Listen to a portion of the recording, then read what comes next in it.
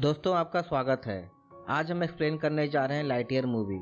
इस मूवी में दिखाया गया है कि लाइटईयर अपने क्रू मेंबर के साथ में एक अननोन प्लैनेट में फंस जाता है। अब वहां से निकलने के लिए लाइटईयर को किन किन मुश्किलों का सामना करना पड़ता है, यह जानने के लिए वीडियो को अंत तक जरूर देखें। तो मूवी के शुरुआत में हम ऐसे स्पेसशिप को देखते हैं जो अपना मिशन पूरा करके धरती की तरफ बढ़ रहा था। तभी अचानक से उसके सेंसर पे एक प्लैनेट डिटेक्ट होता है जहाँ पर लाइफ होने की पॉसिबिलिटी होती है। इसलिए वहाँ का एक स्पेस क्रू मेंबर जिसका नाम बज़ लाइटईयर होता है, उसे नए प्लैनेट का रिसर्च करने का जिम्मा दे दिया जाता है।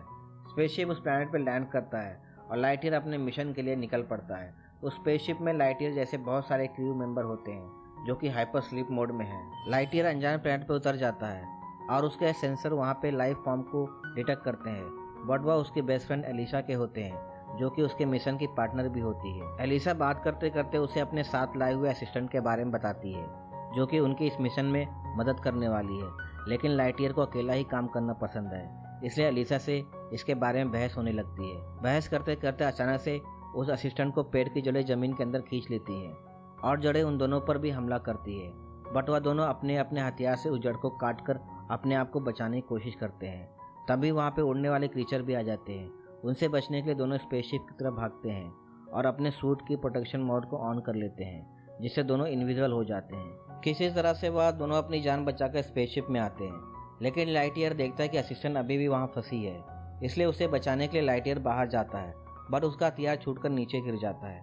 एलिसा अपने बंदूक से फायर करके उस उड़ने वाले क्रीचर को डिस्ट्रॉय कर देती है, पर वह जड़ें उन दोनों को जमीन के अंदर खींचती है। तभी एलिसा अपने हथियार फेंककर लाइटईयर को दे देती है, जिससे वह उसकी मदद से असिस्टेंट को बचाकर किसी तरह से स्पेसशिप में लेकर आता है। क्योंकि जड़ें स्पेसशिप को भी जमीन के अंदर खींच रही थी, इसलिए लाइटईयर जल्दी से स्पेसशिप को उड़ाने की कोशिश करता है और इस स्पेसशिप को पहाड़ से बचाने के लिए वह जोर लगाता है।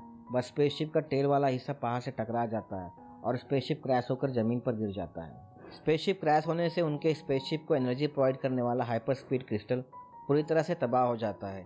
इसलिए वह चाहकर भी इस अनजान प्लैनेट से वापस धरती पर नहीं जा सकते हैं। इसलिए सारे क्रू मेंबर को हाइपर स्लीप से उठाकर सही सलामत बाहर निकाल लिया जाता है। इन सब घटना की जिम्मेदारी लाइटईयर लेता है और अपने पोस्ट से रिजाइन कर देता है, लेकिन एलिसा उसे समझाती है और कहती है कि तुम स्पेसशिप के सबसे हुनार क्रू मेंबर हो, तुम ही हम सबको यहाँ से निकाल सकते हो। एलिसा उससे कहती है कि हम इस प्लैनेट के रिसोर्सेज को यूज़ करके हाइपर स्पीड क्रिस्टल को वापस बना सकते हैं। एलिसा की बात सुनकर लाइटईयर को जोश आता है और वह 4 साल लगातार मेहनत करके उस प्लैनेट के रिसोर्सेज को यूज़ करके वह सभी लोग हाइपर स्पीड क्रिस्टल बनाने में कामयाब हो जाते हैं। अब हाइपर स्पीड क्रिस्टल की पहली टेस्टिंग होनी है। सभी लोग एक्साइटेड है। लाइटईयर भी पूरी तरह से तैयार है। वह हाइपर स्पीड क्रिस्टल को लेकर अपने प्लेन में लगा देता है। उस क्रिस्टल की मदद से प्लेन को हाइपर स्पीड तक पहुंचना है, इतनी स्पीड जिससे वह प्लेनेट से बाहर जा सके और धरती तक पहुंच जाए। इसलिए एक्सपेरिमेंट के तौर पर लाइटईयर को एक पास के प्लेनेट के चक्कर लगाकर वापस आना था और इसमें सिर्फ 4 मिनट ही लगना चाहिए। लाइटईयर अपनी मिशन पर रवाना हो जाता है। धीरे धीरे वह क्रिस्टल की 100% एफिकेसी तक पहुंचने की कोशिश करता है और बहुत जल्दी वह 70% को अचीव कर लेता है। लेकिन उसके बाद फ्यूल की स्टेबिलिटी बिगड़ने लगती है और उसका प्लेन अपनी दिशा से बाहर आ जाता है। प्लेन का सिस्टम दिशा सही करने के लिए उसे 45 सेकंड का टाइम देता है, नहीं तो प्लेन ब्लास्ट हो जाएगा। लाइटईयर उसकी बात को इग्नोर करता है और अपनी कैलकुलेशन करने लगता है, जिससे वह सिस्टम को मैक्सिमम पावर लगाने को कहता है। फाइनली प्लेन अपनी दिशा में आ जाती है और प्लेन सही सलामत उस प्लैनेट पर लैंड कर लेती है। लाइटईयर का पहला मिशन फेल हो जाता है क्योंकि क्रिस्टल हाइपर स्पीड को अचीव नहीं कर पाया, लेकिन जब वह वापस आता है तो उसे पता चलता है कि 4 साल बीत चुका है।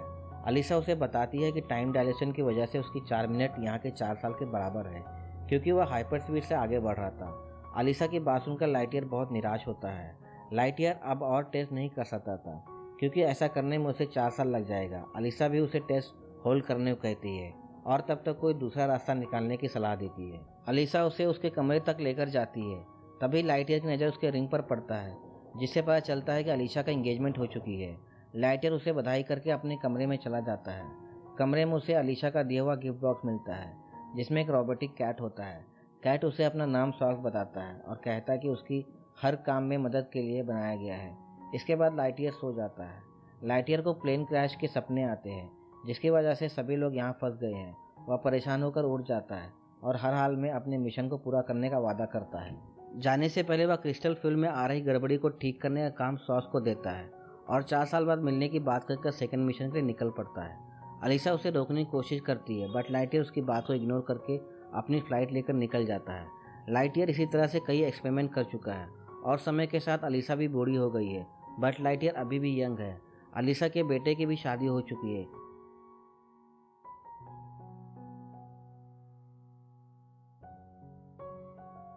एक बार लाइटईयर जब एक्सपेरिमेंट करके वापस आता है तो वह देखता है कि अलीसा की डेथ हो चुकी है।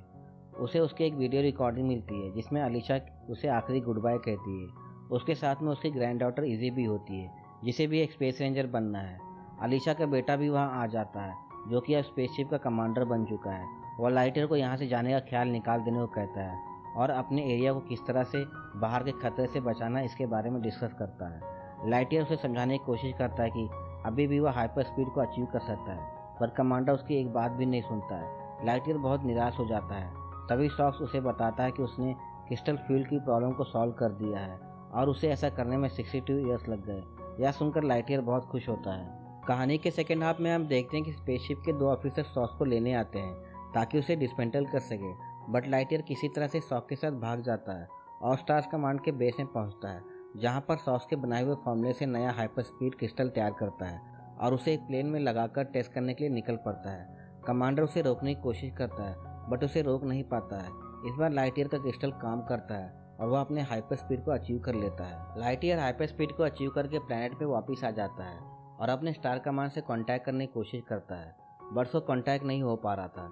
तभी अचानक से वहाँ पे कोई उसे उठाकर साइड में लेकर जाता है और उसे छुपे रहने को ही कहता है। वहाँ से वह देखता है कि कोई जायंट रोबोट उसके प्लेन को टेलीपोर्ट करके कहीं लेकर गया। उसके साथ वाला व्यक्ति उसे ऊपर की तरफ इशारा करता है, जहाँ पर एक जायंट स्पेसशिप होता है। लाइटईयर उस व्यक्ति के साथ जाने लगता है। तभी उसे पता चलता है कि वह व्यक्ति कोई और नहीं, अलीसा की ग्रैंड डॉटर इजी होती है। लाइटईयर सॉक्स को पूछता है कि इस बार उसे प्लैनेट पे आने में कितना टाइम लगा। सॉक्स उसे 22 साल बाद आने की बात बताता है।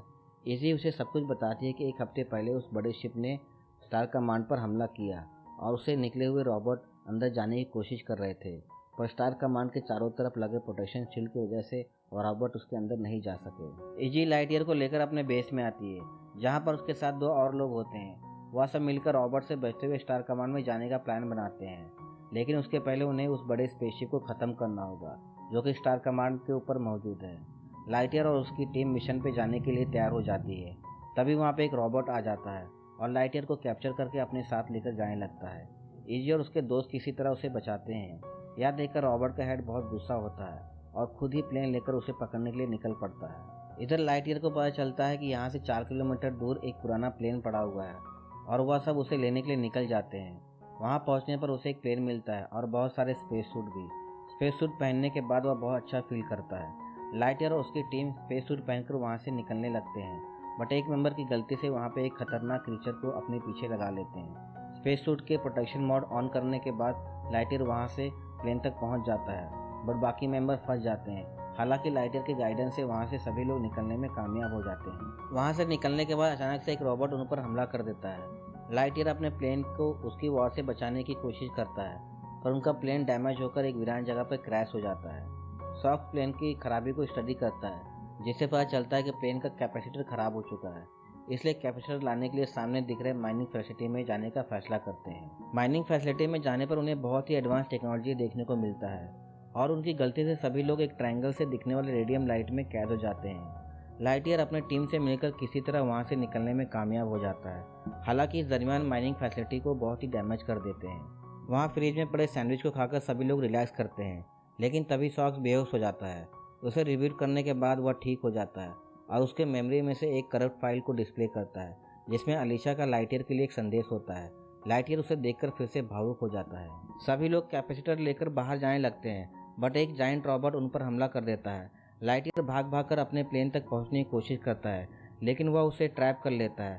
तभी पीछे से उसकी टीम उस रोबोट पर फायर कर देती है और वह सब निकलने में कामयाब हो जाते हैं। वह जायंट रोबोट सभी रोबोट का बॉस होता है, इसलिए रोबोट्स को उन पर हमला करने के लिए उन्हें एक्टिवेट कर देता है। सभी रोबोट लाइटईयर की टीम के पीछे पड़ जाते हैं। लाइटईयर को प्लेन एक्टिवेट करने में कुछ समय लग रहा था, इसलिए काफ़ी देर तक प्लेन सरफेस के करीब उड़ रहा था।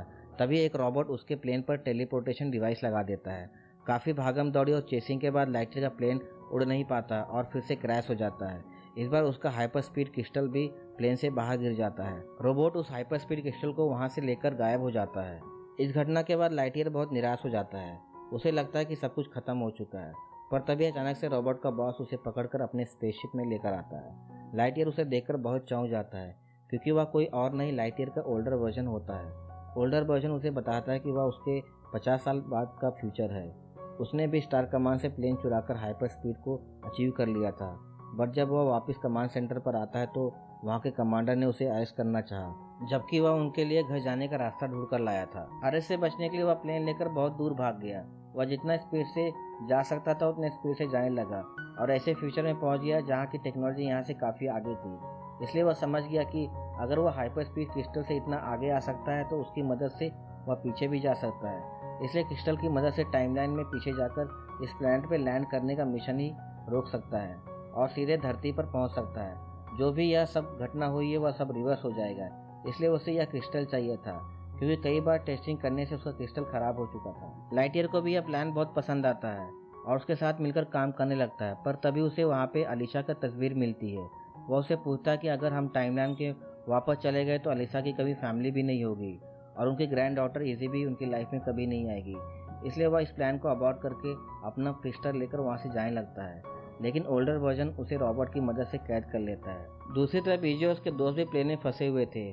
सॉक्स भी लाइटईयर को ट्रैक नहीं कर पा रहा था। तभी इजी की नज़र प्लेन में रॉबर्ट द्वारा लगाए गए टेलीपोर्टेशन डिवाइस पर पड़ती है और तुरंत टेलीपोर्ट होकर अपने दोस्तों के साथ उस शिप में चली जाती है। लाइटईयर शिप के कंट्रोल रूम में जाकर सेल्फ डिस्ट्रक्शन मोड को ऑन कर देता है, जिससे शिप 2 मिनट में पूरी तरह से डिस्ट्रॉय होने वाला है।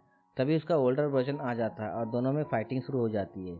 लाइटईयर किसी तरह से अपने क्रिस्टल को बचाने की कोशिश कर रहा था, तभी वहाँ पे इजी भी आ जाती है। शिप कुछ ही सेकंड में डिस्ट्रॉय होने वाला था। वह सब जल्दी से अपने प्लेन में बैठकर भागने वाले होते हैं, लेकिन तभी वहाँ पे ब्लास्ट हो जाता है और लाइटईयर बाहर ही रह जाता है। वह किसी तरह से दूसरे प्लेन में बैठकर अपने आप को सही सलामत बाहर निकाल लेता है। वह बड़ा रॉबर्ट अभी भी उसके पीछे पड़ा हुआ था। वह उसके प्लेन को उड़ाने की कोशिश करता है, बट लाइटईयर अपने प्लेन से एजेक्ट हो जाता है और अपने सूट के विंग से फ्लाई करने लगता है। फिर वह रॉबर्ट को शूट करके डिस्ट्रॉय कर देता है। दूसरी तरफ इजी और उसके दोस्त उस प्लेन में थे जिसे किसी को भी चलाना नहीं आता था, बट सॉक्स किसी तरह से उन सभी को सेफली लैंड करवा देता है। लाइटईयर भी पीछे से सपोर्ट कर देता है। इस घटना से क्रिस्टल पूरी तरह से तबाह हो जाता है। स्टार कमांड में पहुंचने पर वहां का कमांडर उन्हें अपने साथ लेकर जाता है और फिर से स्पेस रेंजर प्रोग्राम को स्टार्ट करने का ऑर्डर देता है। लाइटईयर अपने नए टीम के साथ अपने नए मिशन के लिए तैयार हो जाता है। इसी तरह मूवी का हैप्पी एंडिंग होता है। दोस्तों, आपको यह वीडियो कैसे लगा प्लीज़ कमेंट करके बताएं। चैनल को सब्सक्राइब करें, वीडियो को लाइक और शेयर जरूर करें। Thank you.